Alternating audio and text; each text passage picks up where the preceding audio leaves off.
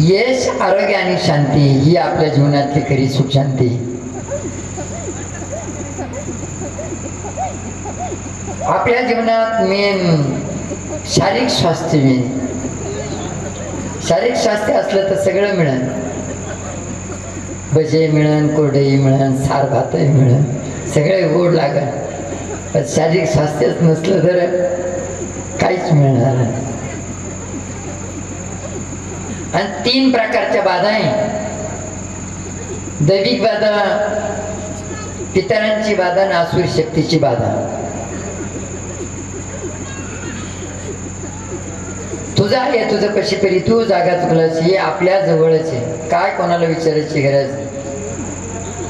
आणि बाधा ही एकाच प्रकारे नसते. तुमची गाडी बिघडून जाईल, मोटर जळून जाईल, तुटून जाईल, फुटून जाईल, घरात भांडणं होते, एखाद्याचं शारीरिक स्वास्थ्य बिघडून जाईल, कष्टाला प्रयत्नाला यश येणार नाही. या सगळ्या गोष्टी म्हणजे बाहेरील बाधा किंवा देवाची बाधा किंवा पितरांची असू शकते. म्हणून आता हे जे बदना सगळ्या प्रकारची बाधा आहे. ज्या टायमाला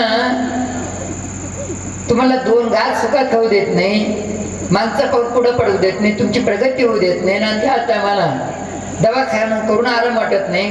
गाडी आता फिटर करून आणली अशी बिघडून गेली असं वाटतं, मोटर आता भरून आणली अशी जळून गेली असं वाटतं ना. आणि विनाकारण मात्र किरकोळ गोष्टी घरामध्ये चिडचिड भांडणं होते ना, त्यावेळेला मात्र कुठेतरी बाबा भाऊ मात्र पाहते तुम्ही. मग मात्र म्हणते बा हे नेमकं काय होतंय असं. तर मला यदा कदाचित बाबा भाऊ सांगते तुम्हाला तुमच्या बांधाचं गुप्त मसुबा काढा.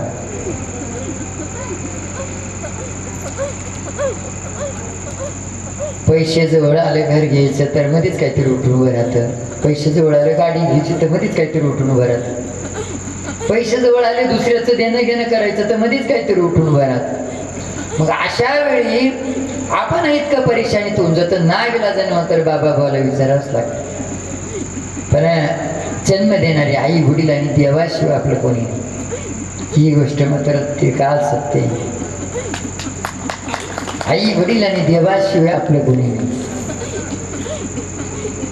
म्हणून मात्र विश्वास ठेवा तर याच्यावरती ठेवा. विश्वास दुसरं कोणावरती ठेवा. म्हणून मात्र नाही जर आपण तिकडे गेलं त्यांनी सांगितलं का एखाद्या वेळेस मात्र 2 नाही 4 शांत झाल्या. आपण शांती काय घरात आली, शांती डोक्यातली निघाली.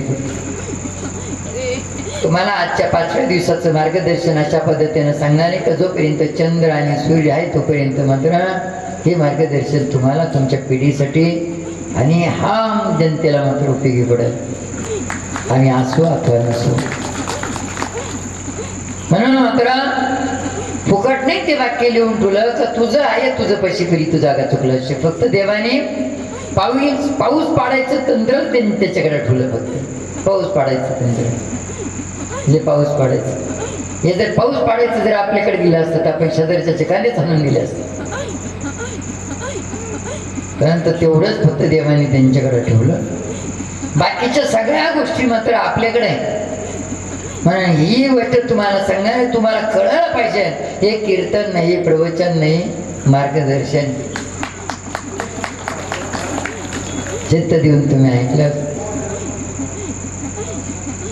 ते तुमची पिढीत आहेच आहे. पण तुमचा परिवार तुमची पिढी तुमच्या पुढच्या पिढीला तुम्ही मागं ठेवून जर गेलेच तर चंद्र सूर्य अशीपर्यंत ते मार्गदर्शन सगळ्याला उपयोगी पडत. म्हणून जेव्हा मात्र आपण अशा पद्धतीनं एकदम परेशानीमध्ये होऊन जातो, काय करावं सुचत नाही नेमकं. मोटर का जळून जाते, गाडी का बिघडून जाते, किरकोळ गोष्टीवरून विनाकारण मात्र चिडचिड होऊन जाते, शारीरिक स्वास्थ्य बिघडून जातं. आता तुम्ही म्हणले बा कधीची नवं डोकं दुखलं म्हणून काय होतं. आता आमचं 1986-87 वेळी डोकं दुखत नाही. मग आता का डोकं नाही का आम्हाला. ज्याचं डोकं त्यालाच डोकं दुखतं. एवढं मोठं डोकं येईल डोकं आहे का नाही? मग ज्याचं डोकं आहे त्याचं डोकं दुखतं काय? बाबाचं डोकं दुखलं नाही, बाबाचं डोकं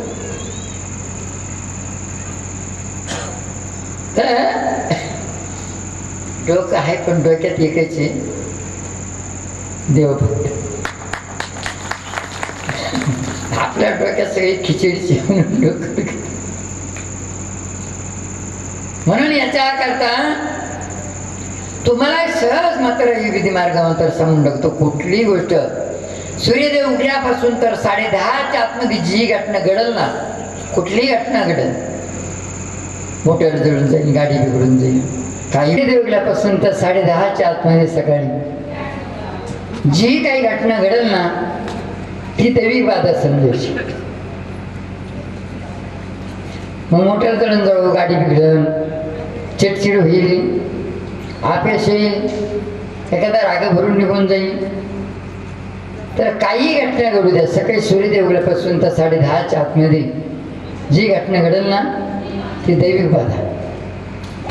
10:30 वाजेपासून तर 2:30 वाजेच्या आतमध्ये जी घटना घडेल ना ती पितर बाधा. आणि 2:30 वाजेपासून तर दुसऱ्या दिवसाचा सूर्योदय होईपर्यंत जी घटना घडेल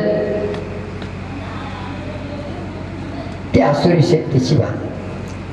पाठीमागं बोलू नका, बोलावं लागतं का?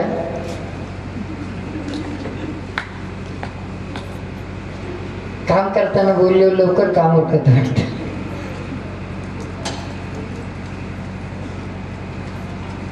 म्हणून डॉक्टर सुद्धा आपल्याला लक्षणावरूनच मात्र आजार सांगतात ना. इथे पण आपल्याला लक्षणावरूनच ओळखायचे. दैविक बाधा म्हणजे काय? आणि आजचा सूर्योदय उगला का दिवस सुरू होतो तो उद्याचा सूर्योदय पर्यंत असतो. रात्री 12 नंतर फक्त घड्याळामधली फोनमधली तारीखच बदलते, दिवस नाही बदलत. म्हणून आजचा सूर्योदय उगला का उद्याचा सूर्योदय पर्यंत याच्यामध्ये 3 टप्पे पडले. सकाळी सूर्योदय उगल्यापासून तर 10:30च्या आतमध्ये दैविक बाधा, 10:30 वाजेपासून तर 2:30 वाजेच्या आतमध्ये दुपारी पितर बाधा, आणि 2:30 वाजेपासून दुसऱ्या दिवसाचा सूर्योदय पर्यंत जी काही घटना घडेल ते आसुरी शक्तीची बाधा. मग दैविक बाधा म्हणजे तुम्हाला स्वप्न पडतील, त्या देवाला जे चालतं ते स्वप्नात येईल. त्या देवाला जो दोष चालतो तो दोष, त्या देवाला जो नैवेद्य चालतो तो नैवेद्य, त्या देवापाशी जे शस्त्र असेल, तिरसोळ डुंबरू, त्या पद्धतीने मात्र तुम्हाला स्वप्न पडते. आणि यदा कदाचित कोणत्या दिशाकडचा देव आहे, दिशा पण समजा स्वप्नामध्ये, जसं आपण घरून निघालो, पाय पाय पाय पाय चालत गेलो, आमक्या बंगल्याच्या पुढे गेलो, आमक्या मुलाच्या पुढे गेलो, आमक्या गावाच्या पुढे गेलो, असंही मात्र तुम्हाला दृष्टांत होईल. समजून घ्यायचं का ती दिशा त्या रोडला नको कुठंतरी आपल्याकडे देवाकडून पाहून चुकल्या गेला असं, देवाकडे पाहता पाहता कदाचित कळत नकळत मात्र तिथंच आजूबाजूला देव आहे पण आपल्याला नाही समजलं, तिकडे पाहून चुकला असेल, तिकडे पाहून गेला बसला असेल. अशामुळं पण मात्र आपल्याला देव पकडून घेऊ शकतो.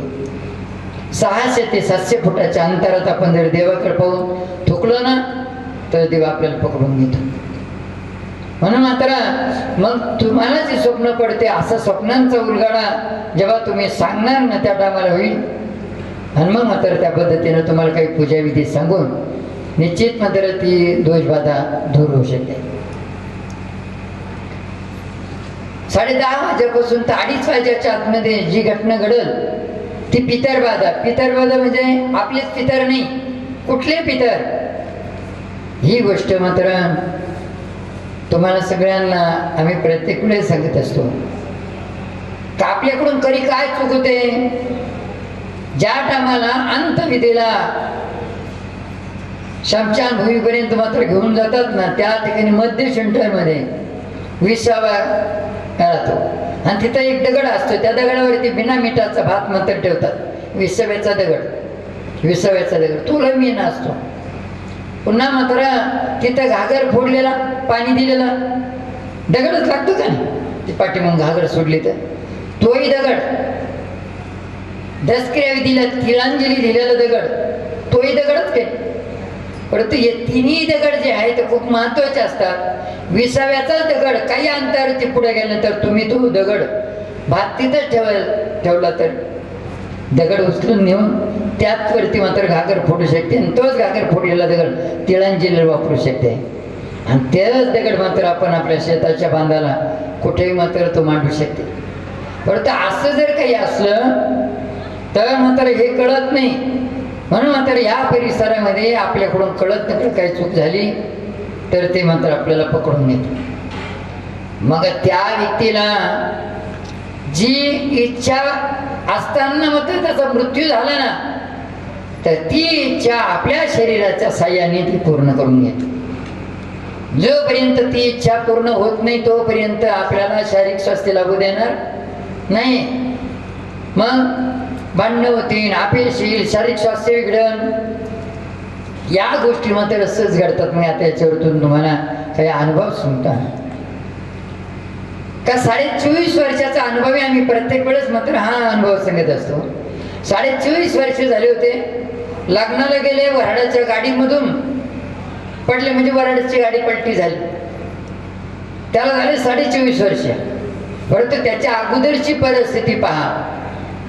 80-85 एकर जमीन होती, 5-6 मजली बिल्डिंग होती, आणि आता जी गाडीची पूजा केली अशा 5-6 गाड्या होत्या.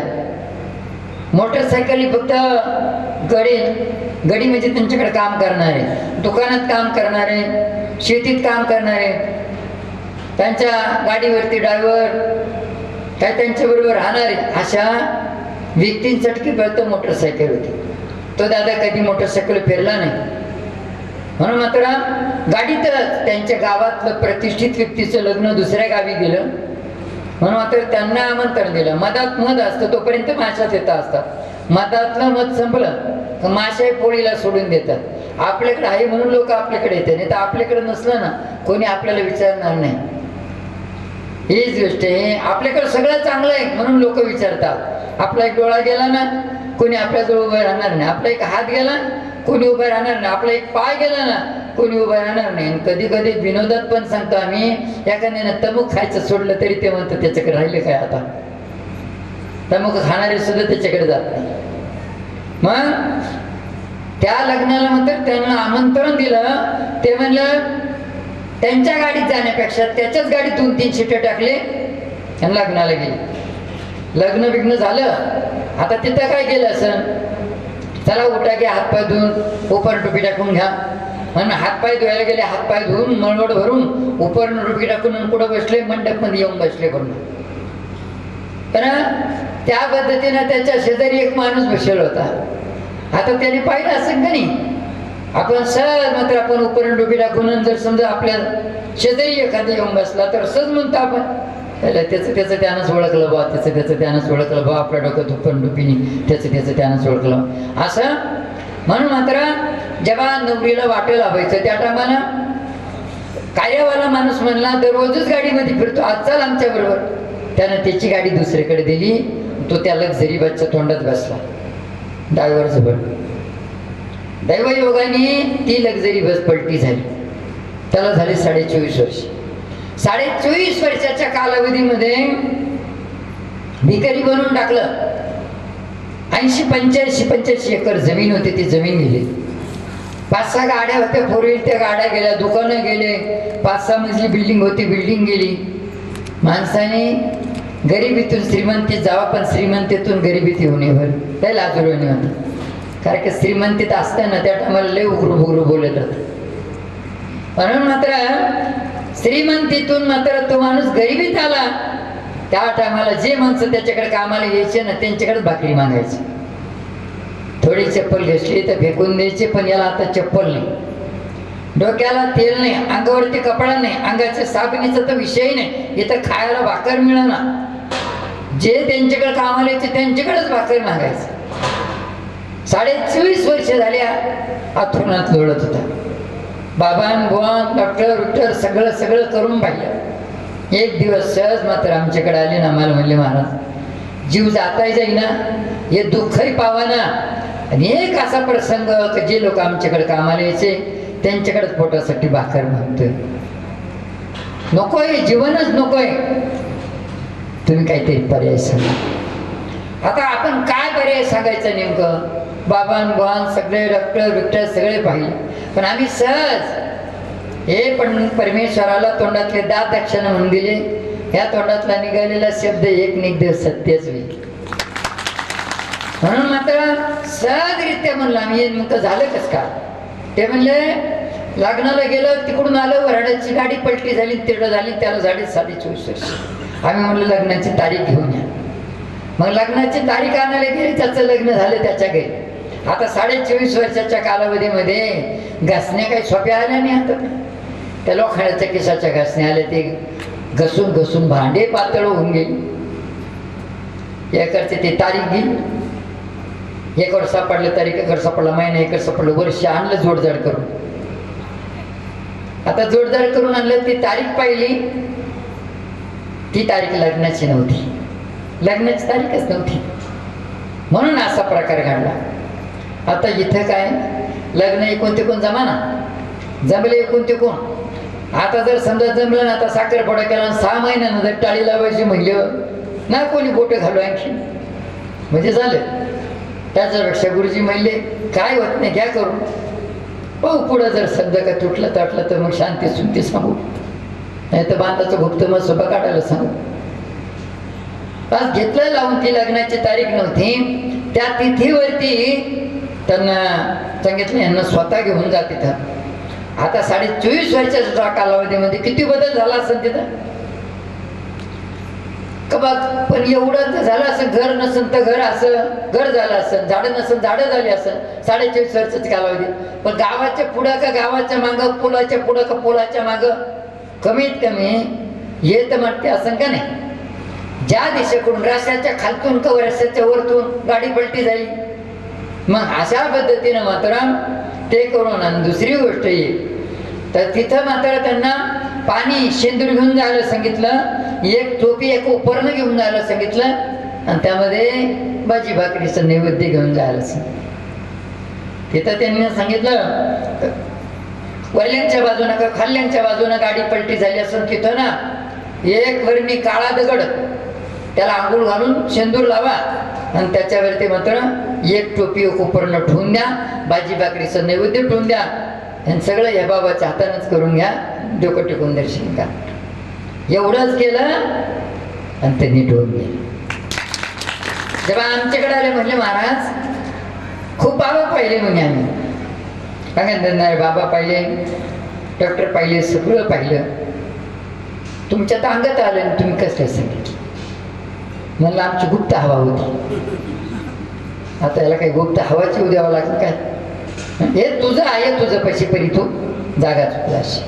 मग काय झालं तिथं ज्या टायमाला तो दादा जेव्हा हातपाय धुवून मळवट भरून उपरण टोपी घालून तिथं त्याच्या जागेवर येऊन बसला, एक गरीब व्यक्ती मात्र, आता आमंत्रण सगळ्यालाच असतं गावातल्या व्यक्तींना, एक गरीब व्यक्ती तिथं त्याच्या शेजारी बसलेला होता. तो त्याच्याकडे पाहायचं, म्हणायचं त्याच्या डोक्यात उपरण टोपी नाही, म्हणजे त्याच्या डोक्यात उपरण टोपी, माझ्या डोक्यात उपरण टोपी, त्याचं त्यानंच ओळखलं बा, त्याचं त्यानंच ओळखलं बा, असं म्हणता म्हणता जेव्हा त्या गाडीचा ऍक्सिडेंट झाला, लक्झरी पलटी झाली ना, त्या टायमाला हा गरीब व्यक्ती मानणारा त्याचा जागेवर मृत्यू झाला. त्यांनी याला धरून घेतलं. करोडाची स्टेट गेली, 60 रुपयाचं उपरण टोपीने गेलं झालं.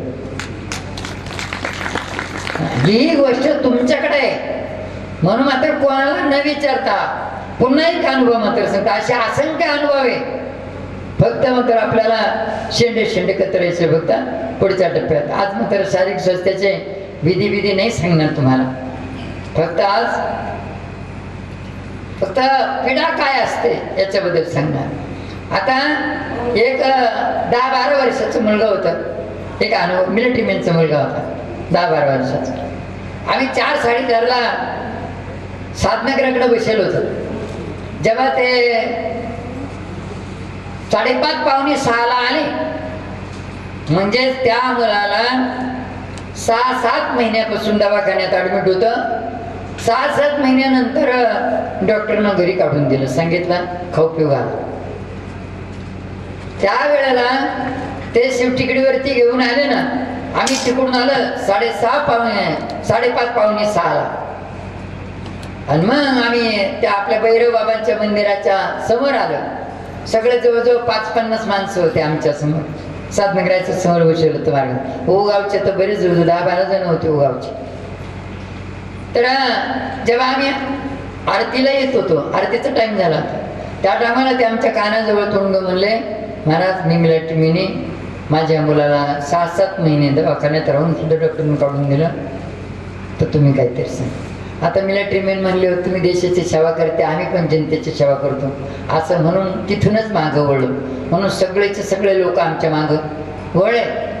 आणि बाबा काय करते बा नेमकं, आता त्यांनी जे सांगितलं ते सगळ्यांनी ऐकलं.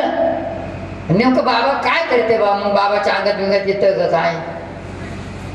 आता तिथं मात्र गेलो, त्या बाकावर बसला आम्ही. बाकावर बसला, त्या मुलाला जवळ बोलवलं, असं जवळ बोलवलं, खांद्यावरून हात टाकला असं आणि असं पोट दाबलं तिचं. त्याला म्हणलं बाळा तुला काय आवडतं खायला. त्या म्हणलं मला मेथीची भाजी आणि बाजरीची भाकर आवडते. नाही म्हणलं मेथीची भाजी आणि बाजरीची भाकरपेक्षा जिलेबी लाडू हॉटेलीतले शेवड्या रेवड्या नाही ना, म्हणे मला मेथीची भाजी आणि बाजरीची भाकरच आवडते. पुन्हा विचारलं म्हणलं बाबा हॉटेलचे जिलेबी लाडू शेवड्या रेवड्या नाही, म्हणे मला मेथीची भाजी आणि बाजरीची भाकर खाऊ शकते. पुन्हा विचारलं म्हणलं कपडे कसे पाहिजे तुला, तुला असे टच बटण्याचे कपडे पाहिजे नव्हते. म्हणलं आता आपल्याला काय कळणार नाही असे कपडे म्हणजे, त्याला बाजारात घेऊन जा. असे तरी मात्र 10-15 लाखाच्या पुढे खर्च केला. एखादा ड्रेस काही 1 लाखाला मिळणार नाही. त्याला बाजारात घेऊन जा, त्याच्या मनपसंतीनं ड्रेस घेऊन द्या. त्या ड्रेसवरती थोडंसं गोडधोड प्रसाद ठेवा, काही दक्षिणा ठेवा, त्याच्या अंगावरून असं उलटं उतरून दक्षिण दिशेकडं जे असतील त्यांना देऊन टाका त्याच्या वयात. आणि पुन्हा बाजरीची भाकर आणि मेथीची भाजी अशी बनवा, 2 थेंब वाढवा टाका तेलाची फोडणी द्यायला, का 50 फुटाच्या अंतरात त्याचा वास गेला पाहिजे फोडणी देत.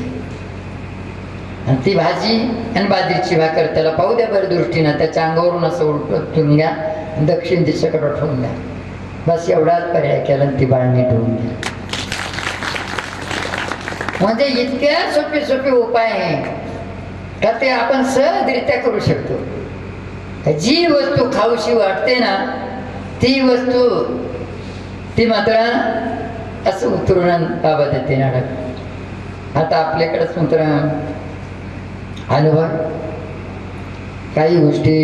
आता आपले ते बाळाभाऊ, आपले बाळाभाऊ त्यांचा अनुभव द्वारकेवरती त्यांचा चिन्ह राहा विचारून पाहायचं आपल्याला, नाही का. ड्रायव्हर भाऊ आपले लाईटिंगचे काम करतात. तर 1 ते 1.5 महिना दवाखान्यात ॲडमिट होते, प्लास्टर करायला होते. 1.5 महिन्यानंतर सुद्धा 2 जणांच्या खांद्यावर हात ठेवून चालत होते. तरीपर्यंत पायावरती भार घेता येत नाही. एक दिवस मात्र लखनपूर तिकडे धांदीर ब्राह्मणगावकडे गेलो आम्ही. 11-11:30च्या दरम्यान फोन आला आम्हाला. तिकडंच होतो छोट्या नांदगावला. फोन आला म्हणजे बाबा 5-6 दिवसापासून थोकासुद्धा गिळत नाही, नेमका आता काय जगण्याची परिस्थिती नाही दिसत. रडले. आम्ही इकडं न येताना डायरेक्ट तिथे गेलो. 12:30-1:15च्या दरम्यान खाट बाहेर टाकली, खाटावरती ते बसले, खुर्चीवरती आम्ही बसलो. आणि त्यांनी चटकन पटकन आम्ही मार्गदर्शन देत असताना रेकॉर्डिंग चालू केली. आम्ही हे सांगितले अनुभव खरं काय असतं. मग त्यांना विचारलं नेमकं तुम्हाला अशी टपरी टोपी घाला वाटते, चांगले कपडे घाला वाटते, चांगले खावा वाटतं काही, ते फक्त असे 2-3 अनुभव सांगितले. आम्ही तिथून आता 5:00च्या दरम्यान निघून आलो. तुम्ही विचारू शकते त्यांना तो अनुभव. उशीवरती डोकं ठुलं रेकॉर्डिंग चालू करून दिली. ती रेकॉर्डिंग आम्ही फोनवरती रेकॉर्डिंग केली ती टेकणी चालू करून दिली. सहज मात्र विचार करता करता मनात आलं, प्रतिष्ठित व्यक्तीचं लग्न होतं, त्या नवरदेवाबरोबर असणारा एक मुलगा, त्याने असे हायपाय कपडे घेतले होते. मग आपले बाळदादा ते म्हणले मी एक ना एक दिवस असे कपडे घेईन. ते आठवून विसरून गेले. बस असे विचार मनात आले, झोप लागून गेली. तेरेकडे दुसऱ्यांना बंद केली. सकाळी सकाळी फोन आला आम्हाला, म्हणजे बाबा गावात झोप लागली. म्हणजे काय झालं, पण तिच्याकडे चालू केली ना असे विचार म्हटले. म्हणलं आता उशीर नाही करायचं, आता तुम्हाला वाटत तसे कपडे घ्या, तुमच्या अंगावरून उतरून तुमच्या वयाची त्यांना देऊन टाका. केलं जर विचारून पाहू शकतो तुम्ही त्यांना. हे ज्वलंत अनुभव, हे तुझं आहे, तुझं कशी पडी तू जागा चुकलास. आपल्याला आजारपण आल्यानंतर ना एखादी वस्तू तरी खायची इच्छा होते, गुलगुले. मग गुलगुले काढून दिल्यानंतर किती गुलगुले खाईल? एक गुलगुला खाईल, ताट लोटून दे. त्याच्यापेक्षा एवढे मोठे गुलगुले बनवायचे आणि ते उतरून तिकडे ठेवून द्यायचे, नीट होऊन जाईल ना. जे खाऊशी झालं ना ते खायला द्यायचं नाही, ते खायला द्यायचं नाही. एक गोष्ट पुन्हा सांगतो तुम्हाला. एक लहान छोटी दिदी होती. आता त्या दिदीने म्हणजे त्या दिदीला नुसतं हे भात दहीच आवडायचं, साखर टाकून. असं करता करता परिस्थिती नाही, अंगावर ताप मारत नाही, डॉक्टर दवाखाना चालू, गोळ्या औषधं, ताप उतरत नाही, ती भातन दहीच खायची. आम्हाला फोन आला गाडीमध्ये, महाराज काय करा म्हणे नेमकं असं करते, दहीच खायला. मग ते दही खाते, अंगावर ताप मारत नाही, भाकरीचं तर तुकडा खात.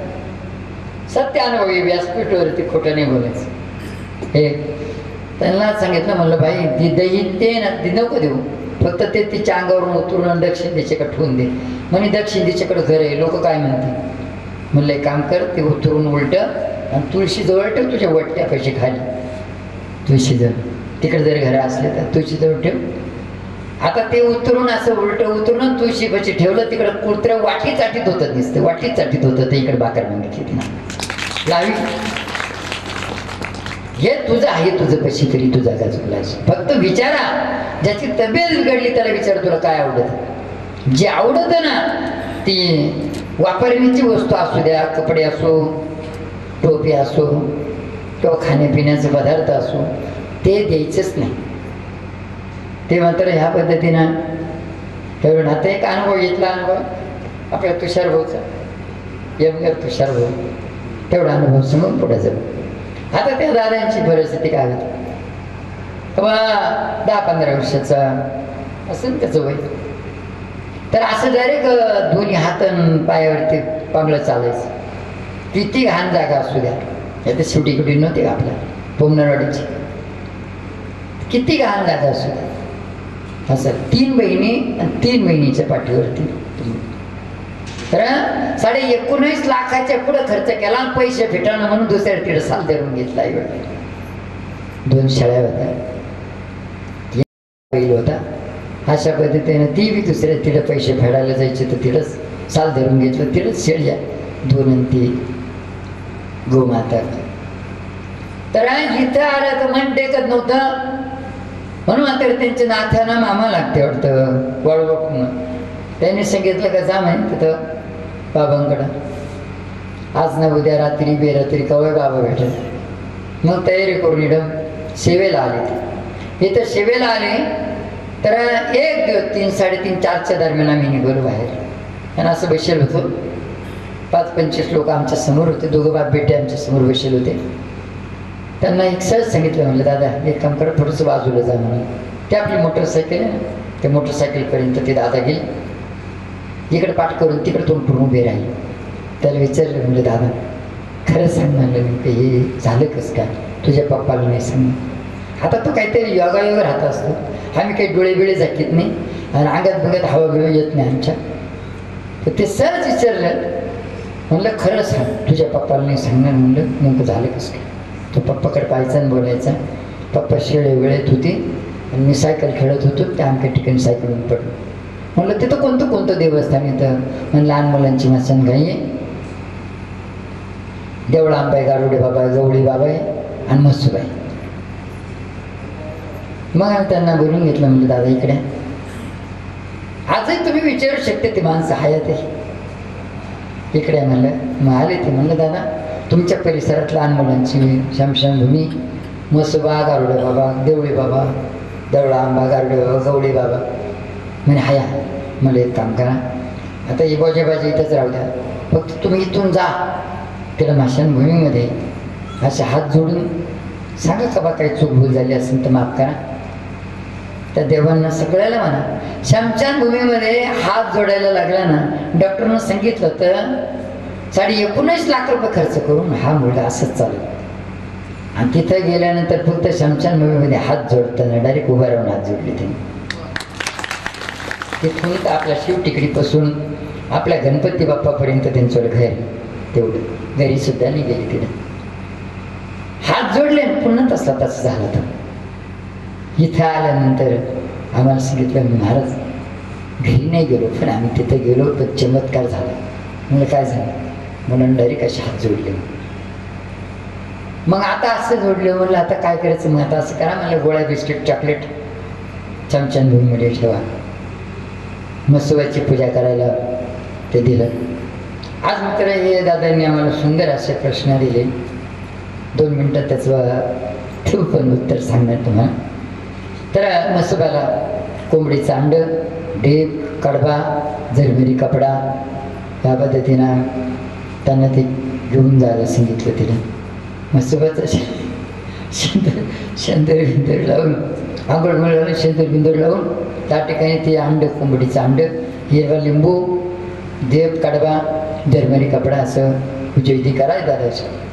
तेवढंच केलं फक्त. देवळा आंबा, गारुडे बाबा, गवळी बाबाला काय चालतं हे काय माहीत नाही. मला म्हाताऱ्या माणसाला विचारा तर काय चालतं नाही तर त्यांना चला मांसाहारण आपण फुगोजे पाव कसं काय खायला होते, त्याला जे चालतं ते. अजून काही मात्र त्यांनी तपास केला नाही. एकदम केले रे. आता गुरंढोरं वळतो मस्त, फोन बिन वापरतो मस्त. दव्यागाने आम्ही त्यांच्याच परिसरात भूमिपूजनला गेलो. ओळख येईना ना आम्हाला.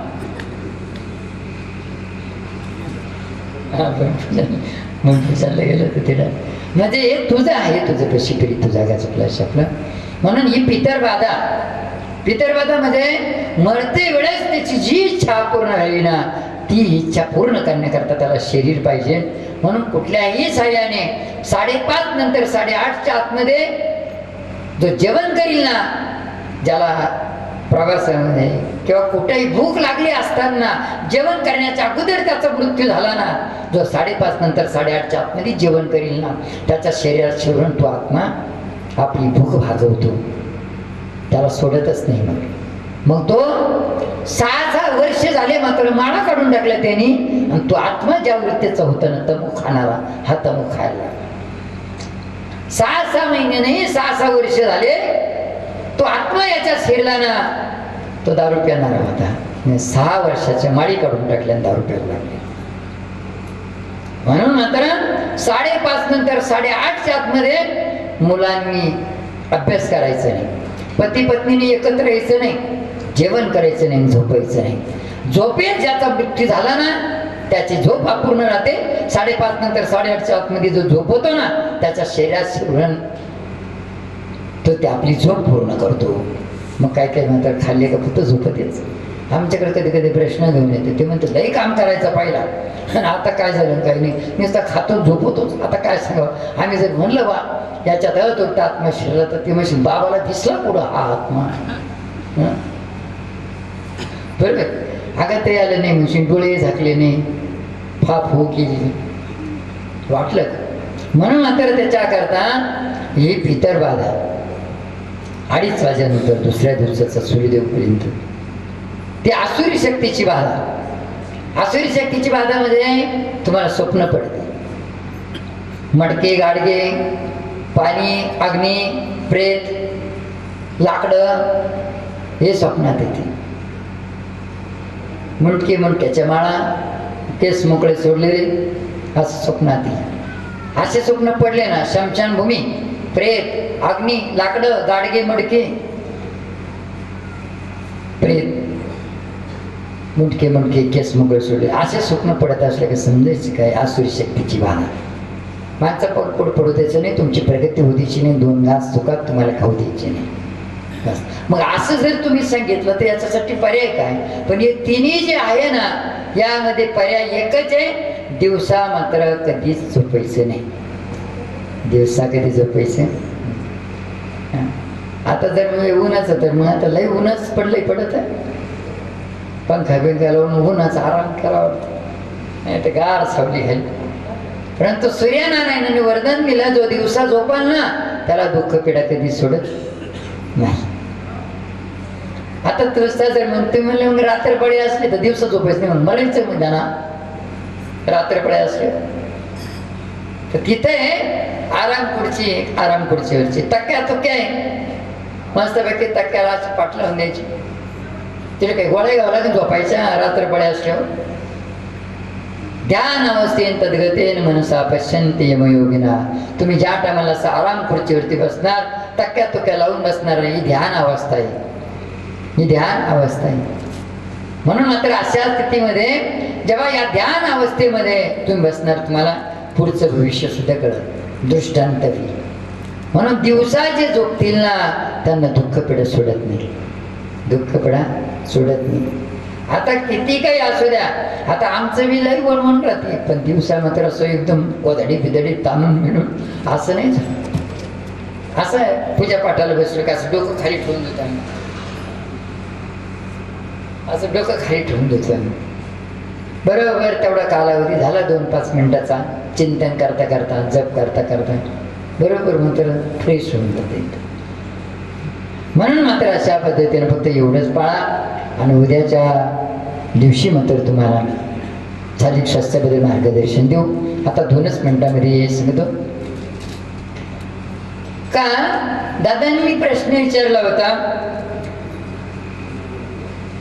का मसोबाला मात्र बकरे बिकरे कापीतेच ना, कारण करते मोठे मोठे कारण मसोबाला. आता मसोबा थोडं मागितोय, मसोबाला चालत कोंबडीचं अंड, मसोबाला चालत मात्र निंबू हिरवा आणि कडबा आणि ढेप माहिती तुम्हाला, जी म्हशीला चालतो ती ढेप चालते, हे नाही. परंतु हे एक प्रथा मात्र जेव्हापासून आली ना तर ते राक्षसापासून ही प्रथा आली आणि आजही राक्षस आहे. म्हणून नवरात्र येते, तर महिषासुर दैत्याला मारायला नवरात्रच येते ना, महिषासुर दैत्याला मारायला देवी 9 दिवस युद्ध करते, तरी त्याच्यातून चुकरी भुकरी काही राहतेच. आता तुम्ही म्हणाल राक्षस दिसले कशी, तुम्ही ते फोनमध्ये टीव्ही मध्येच पाहिले असं शिंगाचे राक्षस. आता बिना शिंगाचे कसेच बिना शिंगाचे, ज्याला आई कळत नाही, वडील कळत नाही, भाऊ कळत नाही, बहीण कळत नाही, ज्याला 50,000चा फोन कळत नाही, कळत म्हणजे असं नाही, राग आला ना फोन फेकून आणला भीतीला, फुटून गेला मग चहायला फुटला ना, हा राक्षस नाही. मग काय, चांगली वस्तू फोडून टाकणं, जन्म देणाऱ्या आईला उलटून बोलणं, बहिणीला उलटून बोलणं आणि वडिलांना उलटून बोलणं, हे राक्षसाचं ना. आणि यांना मात्र जर समजा असे मोठे मोठे कारण करून हे हाडकं जर चावीत असले तर काय त्यांना आई कळण, बहीण कळण, देव कळण, धर्म कळण. एक पहिल्याच धडतीला मात्र कोणत्या महाराजांनी सांगितलं होतं, कोणत्या महाराजांनी सांगितलं ना, आपला धर्म आहे वाटाणा पाणी प्यायचा. वाटाणा जे पाणी पितात ना ते कधी मात्र हे खात नाही. अहो नुसतं पाहिलं तरी कस तरी वाटतं हो, काय म्हणत असेल त्याचा आत्मा त्या बकराचा, जो राक्षसाच्या वृत्तीचा आहे ना त्याला काय कळणार आहे आत्मा म्हणजे काय. तर जेव्हा त्याचा आत्मा तडफडतो ना, मरतो ना, तशीच गती होते त्याची. आणि त्या पायथ्याला राक्षस बसेल राहते, त्या राक्षसासाठी मात्र हा टिळा राहतो रक्ताचा. पण रक्ताचा टिळा लावायच्या ऐवजी ना कुंकाचा गंध करून मात्र नैवेद्य द्या. आम्ही किती जणांचे सुद्धा मात्र आपल्याकडे येणारे दांदेरी ब्राह्मण गाव ते मात्र अंतपुर ताहाराबादला कारण करत होते मोठे पकान, मला नाही त्यांच्या गळ्यात टपुऱ्या माळे होत्या, पण दुसरे म्हणायचे तुमच्या गळ्यात तरी माळी तर आम्ही आहे ना, मग आम्ही आहे ना, आम्ही करतो ना, तुम्ही फक्त लावूनच पहा. याची चिबूळ करते ना. एक आहे म्हणून मात्र अशा पद्धतीनं मुंगी असेल किंवा हत्ती असेल ना, जीव एकच, जीव एकच आहे. बरोबर आहे. आगीनगाडी पाहिली का तुम्ही? आगीनगाडी पाहिली का? आगीनगाडी पाहिली असेल तुम्ही, पण आगीनगाडीचा ड्रायव्हर पाहिलं का तुम्ही? रेल्वेचा ड्रायव्हर पाहिलं का तुम्ही? रेल्वेचा ड्रायव्हर नाही पाहिला ना तुम्ही? आम्ही पाहिलं, तुम्ही नसेल पाहिजे. शिंग असते असे थोडे थोडे शिंग. आता तुम्ही म्हणाल पहिला रेल्वेचा ड्रायव्हरच पाहते शिंग कशी असतात त्याची. नंदा बरोबर का? रेल्वेचे मॅनेजर चिडा बसेल शिंगा. तर रेल्वे चालवणारा आपल्यासारखाच आहे, न्यायाधीश असेल तर आपल्यासारखाच आहे, वकील असेल तर आपल्यासारखाच आहे, आणि पोलीस असेल तर आपल्यासारखंच, मोदी सरकार आपल्यासारखंच. बरोबर. विमान चालवणार आपल्यासारखंच आहे, गाडी चालवणार आपल्यासारखंच. आता विचार करा, कोणी किती मोठा राहू द्या, त्याने ढोरक्याचे कपडे घातले, पागुट बांधलं, झाला ढोरक्या. आहोत की नाही? वेश बदलला झालं. तशाच पद्धतीनं मात्र आपल्या कर्मानुसार मात्र आपल्याला ते शरीर प्राप्त झालं, कर्मानुसार ते शरीर प्राप्त झाले. परंतु जीव इथून तिथून एकाच आहे. जे नैवेद्य जो ठेवतो आपण ना, त्या नैवेद्याला जे किडा माकुड मुंग्या लागतात ना, त्यांच्या आत्म्याला जी शांती मिळते, तर आपल्या आत्म्याला शांती मिळते. म्हणून नैवेद्य देवाला ठेवतो आपण.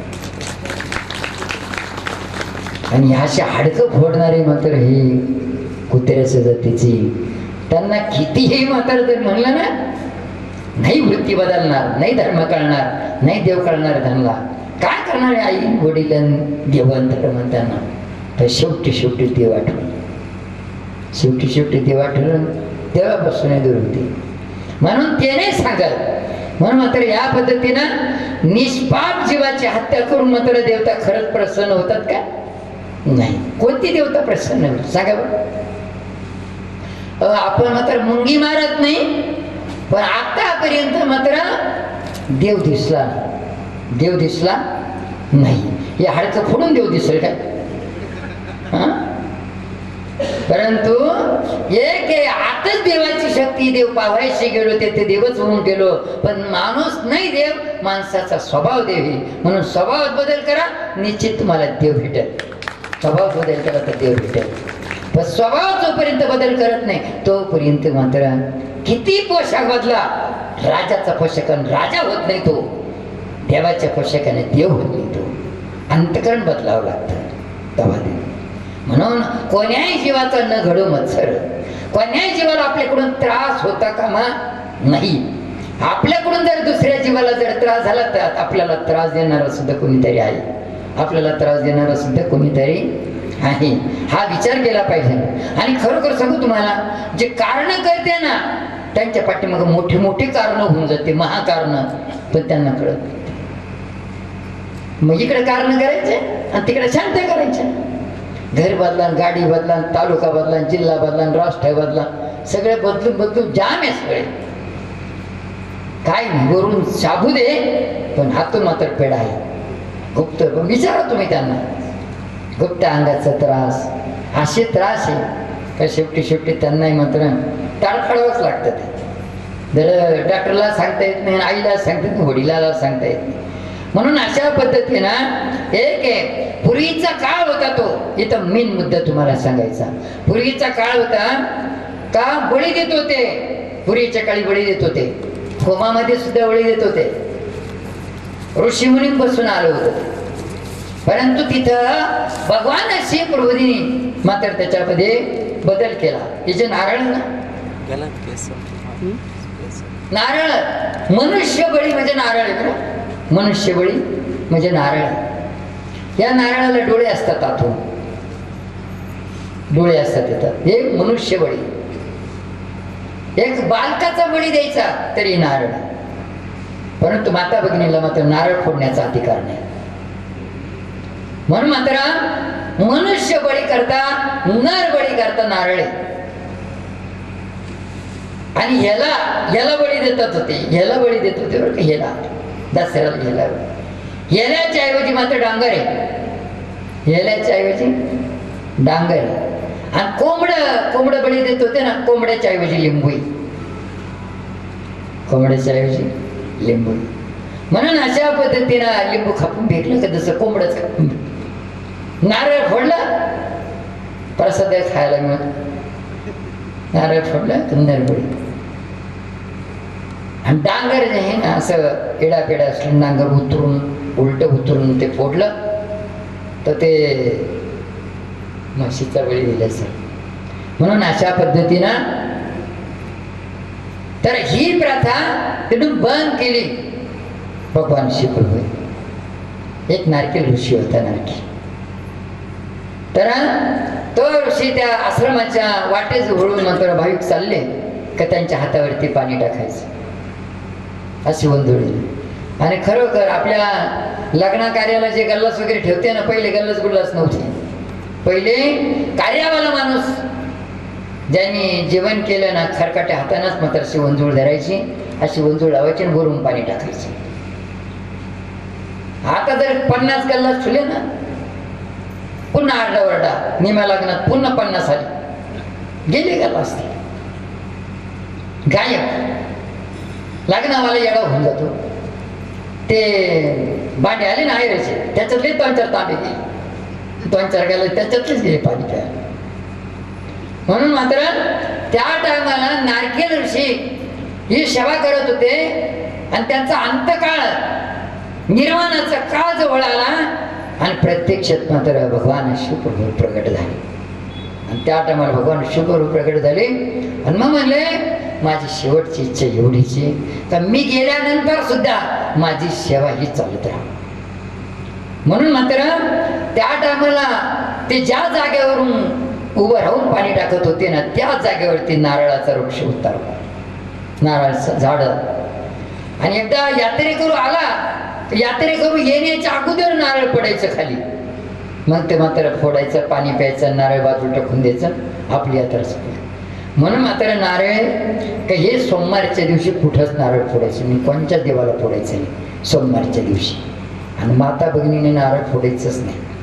आणि ज्यांचं लग्न जमलं ना, त्यांनी सुद्धा नारळ फोडायचं नाही. ज्यांचं लग्न जमलं त्यांनी लग्न होईपर्यंत फक्त देवाच्या समोर सुपाऱ्या ठेवून पूजा करायची, दर्शन करायचं. नारळ फोडण्याचा अधिकार नाही, लग्न ज्यांचं जमलं ते. आणि लग्न झाल्यानंतर जोडीनं मात्र पोतभर नारळ फोडा, नाही तर 2-4 पोते फोडा, खाऊ द्या पोटभर. या पद्धतीतून माहिती नाही या गोष्टी. म्हणून मात्र आज इथंच मात्र आपण पूर्णविराम देऊ. उद्या मात्र शारीरिक स्वास्थ्याबद्दलचे 2-4 प्रश्न मात्र तुमचे काय असं विधीबद्दल मात्र सांगू. याबद्दल ज्यांचे जे प्रश्न असतात, डायबिटीस असेल, मुळीद असेल, कॅन्सर असेल, कुठल्या आजाराबद्दल उद्या पहिला टप्पा आपण तोच सांगणार. थोडंसं लवकर उद्या मात्र जर झालं तर विधी आरतीचं, आरतीवाली लवकर येत नाही अशी आमची. हां, मग असं करावं लागेल, नाचणं नुसणं झाल्यानंतर शेवटी आरती.